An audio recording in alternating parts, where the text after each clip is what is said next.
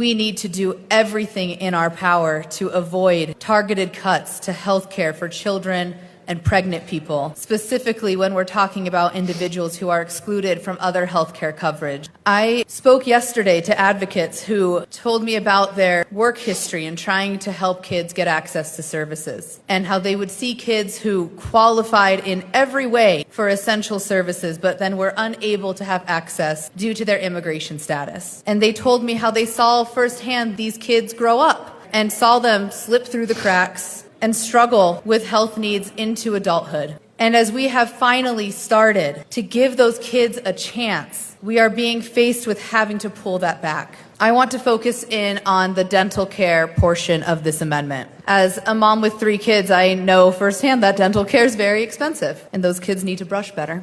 A single cavity can cost hundreds of dollars, and left unchecked, those cavities turn into infections and cost much, much more. It causes pain. Kids can't focus in school. They don't get good sleep. Dental care is essential health care. Lack of dental care is the #1 reason for missed school days. We lose 51 million school hours annually due to tooth decay, pain, and related oral health problems in kids. And lack of dental care can also lead to tragic outcomes. So I want to share the story of DeMonte Driver, 12-year-old boy who was unable to get care for his toothache. What he needed was an $80 tooth extraction, and his mom was uninsured and unable to pay for that. Bacteria from the abscess in his tooth spread to his brain, and following 6 weeks in the hospital, DeMonte passed away. Having kids in the emergency room is much more costly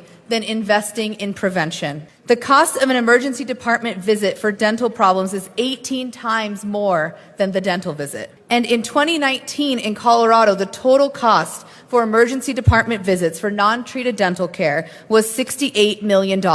This amendment gives us a path forward. We can shift resources away from private prisons and mass incarceration and towards kids and healthier communities. The DOC budget keeps growing year over year on the backs of our kids, despite their record of mismanagement. And shifting resources to investing in kids' health helps reduce future incarceration. There is a strong connection between lack of health care and greater criminal history, and that is compounded by poverty. The shift in resources reflected in this amendment keeps kids in school and leads to better outcomes. And so I'm here to ask for a yes vote on this amendment for DeMonte Driver and to make sure that all kids get the essential dental care that they need.